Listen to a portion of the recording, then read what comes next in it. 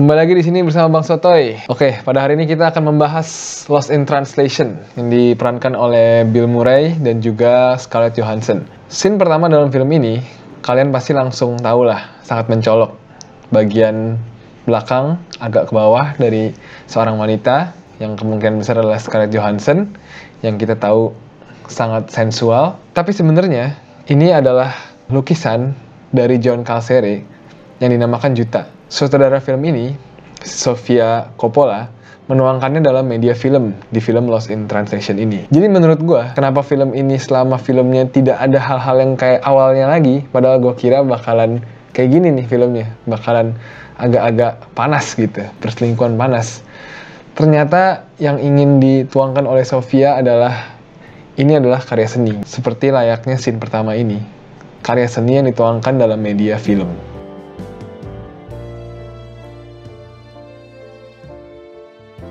Tapi gue pun masih punya banyak pertanyaan setelah nonton film ini. Kayak, jadi sebenarnya si Bob sama Charlotte ini tuh selingkuh apa enggak sih? Dan apa tuh yang Bob bisikin ke Charlotte di akhir dari filmnya?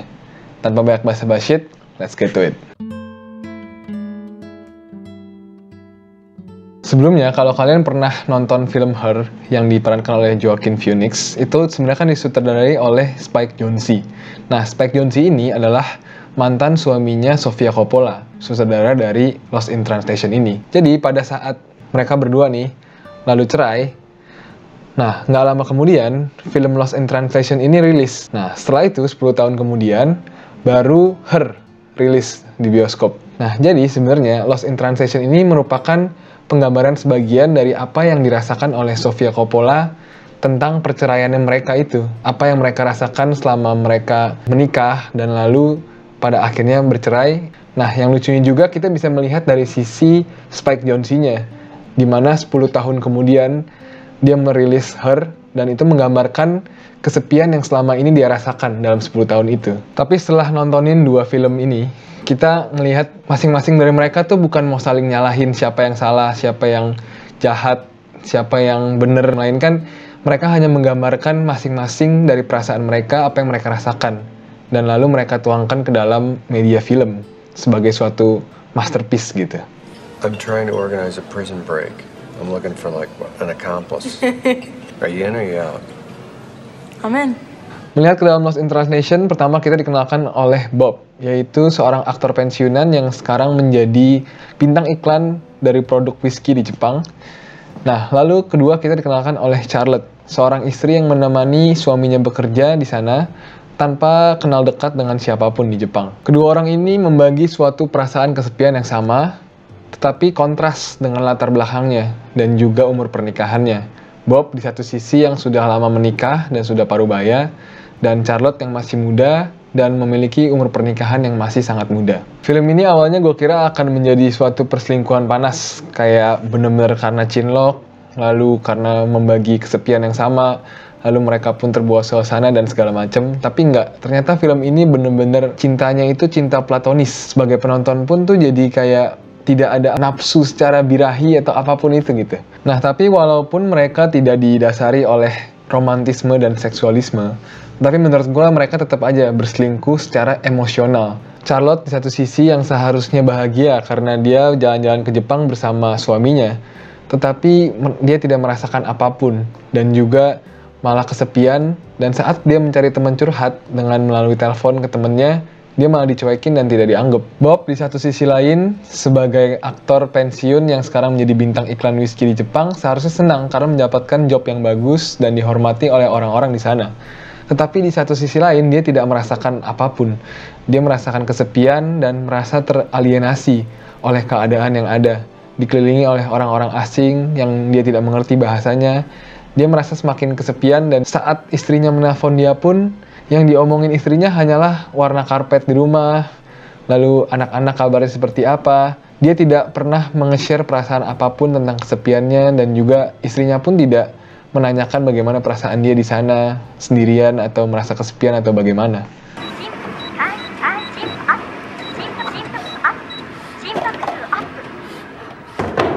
Harus diacungin jempol juga untuk screenplay dalam film ini, dialognya terasa sangat real. Nah, tapi kalian sadar nggak?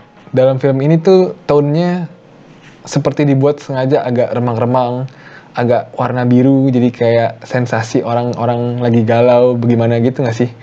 Nah, ini bukan dengan tidak sengaja oleh Sofia Coppola di set seperti ini. Selain Sofia ingin menekankan bahwa film ini itu sebenarnya adalah film untuk merenung, dan juga memang ini adalah ekspresi kegalauan dia ingin menekankan juga bahwa Bob dan Charlotte ini sedang mengingat-ingat flashback mereka.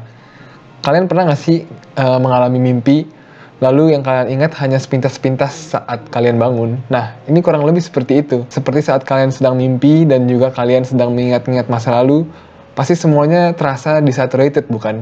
Semuanya terasa warnanya kurang menyala, dan semuanya seperti hanya kilasan-kilasan yang kita hanya tahu garis besarnya seperti apa. Film ini seperti ingin merefleksikan kondisi kita saat zaman dulu, saat kita masih labil dan mungkin saat kita merasa masih memiliki krisis identitas. Semakin gue melihat ke dalam Lost in Translation, yang gue rasakan emang film ini tuh bukan tipikal film yang plot twist lalu akhirnya ada suatu konflik yang pecah. Dan kan film ini lebih ke arah perjalanan spiritual dari masing-masing karakternya dan lebih mendalami apa yang mereka rasakan selama perjalanan tersebut.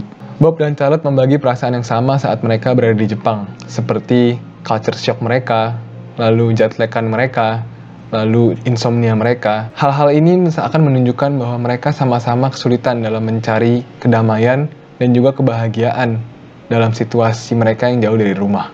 Bahkan mereka pun seakan sadar bahwa pasangan mereka yang seharusnya membuat mereka nyaman seperti mereka di rumah, itu pun mereka tidak bisa cari dalam sosok pasangan mereka masing-masing. Kalau bisa dibilang film ini tuh suatu film yang anti romance tapi romance. Kalau ngeliatin antara Bob dan Charlotte itu lucu. Mereka berdua kayak sweet romance tapi nggak terlalu juga. Friendzone tapi nggak terlalu juga. Mereka berdua kayak kehilangan arah antara komitmen dengan masing-masing pasangannya yang memang dilakukan, tapi di satu sisi mereka kayak selingkuh. Tapi nggak sampai selingkuh juga sih, nggak ngapa-ngapain juga, soalnya cuma ngobrol, bersenang-senang bersama doang gitu. Makanya pas kita nonton film ini itu rasanya kayak di tengah-tengah, kayak melayang, kayak nggak ada suatu kepastian. Kita kayak berasanya di antara garis, antara batasan atas dan bawah, atau kiri sama kanan. Tapi justru ini yang membuat hubungan mereka itu spesial. Karena perasaan yang Bob sama Charlotte rasakan itu adalah suatu hal yang langka, bukan perasaan cinta pada umumnya. Satu hal yang buat kita semua penasaran adalah scene terakhir, di mana si Bob itu bisikin ke Charlotte sesuatu tapi kita nggak denger. Nah, saat Bob berlari mengejar si Charlotte ini, pas dia udah mau pergi ke airport, di tengah kesibukan Tokyo, lalu mereka berpelukan dan berciuman, tetapi ciuman goodbye kiss ini seakan-akan bukan happily ever after.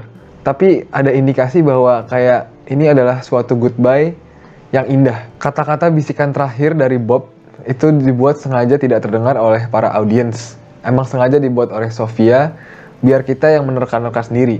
Tapi dari berbagai macam sumber, banyak yang ngomong bahwa sebenarnya yang Bob katakan itu adalah I have to be leaving, but I won't let that come between us, oke? Nah, tapi apa maksudnya ini? Dari segala gestur dan juga indikasi dari raut wajah mereka yang bisa gue interpretasikan sebagai Bang Sotoy, si Bob itu seakan ingin mengatakan bahwa momen ini jangan engkau pernah lupakan. Memang gue udah akan berpisah dengan lu, dan kita akan hidup masing-masing kepada pasangan kita masing-masing kembali. Tetapi biarkan ini tetap di hatimu, dan semoga kau punya hidup yang bahagia ke depannya. Yang gue tangkep kenapa Sofia Coppola ini sengaja tidak membiarkan audiens yang mendengar adalah karena hubungan mereka ini sangatlah spesial sampai kata-kata aja tidak bisa mendeskripsikan hubungan mereka. Kalau kalian perhatikan, selama film ini di awal-awal sampai ke tengah-tengah banyak lampu merah yang diperlihatkan. Seperti lampu yang di gedung-gedung tinggi itu lampu merah semua. Lalu di akhir film saat Bob ke airport terutama itu berubah menjadi lampu hijau semua. Ini sebenarnya ada suatu pesan yang ingin disampaikan oleh Sofia. Yang ingin Sofia sampaikan itu, jadi kita ibaratnya seperti sedang berada di negara baru atau kota yang baru, lalu kita tidak kenal dengan siapa-siapa, tiba-tiba kita nge-lock eye contact dengan seorang wanita misalnya. Entah itu lokal atau sesama turis, tetapi lalu kita seperti membangun chemistry yang sebelumnya tidak ada. Kita belum pernah berkenalan juga dengan cewek itu, kita belum pernah ngobrol sama sekali dengan dia, tapi timbul rasa kenyamanan dan rasa seperti, wah inilah ceweknya nih, ini dia nih ceweknya nih. Tapi kita tahu bahwa kita tidak akan menjalankan masa depan dengan cewek tersebut. Dan dia pun juga tahu. Dan saat lampu sudah menjadi hijau, kita pun kembali ke tujuan kita masing-masing. Benang merahnya, inilah yang film ini ingin tekankan. Bukan betapa kita menyesalnya kita tidak ngejar dan ngedeketin cewek tersebut, melainkan bagaimana kita pernah bahagia karena pernah merasakan rasa tersebut. Mungkin di kehidupan lain iya, kita bisa bersama dia, tapi tidak di kehidupan ini. Dan itulah keindahan dari Lost in Translation.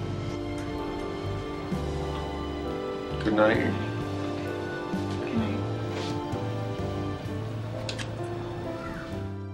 Jadi gimana sobat tanya-tanya? Kalau kalian mau request yang lain, tulis aja di kolom komen. Dan juga kalau kalian mau merchandise kayak gini, bisa cek di deskripsi. Dan juga please bantu like dan subscribe untuk ngubah yang di belakang itu menjadi warna gold. Salam tanda tanya.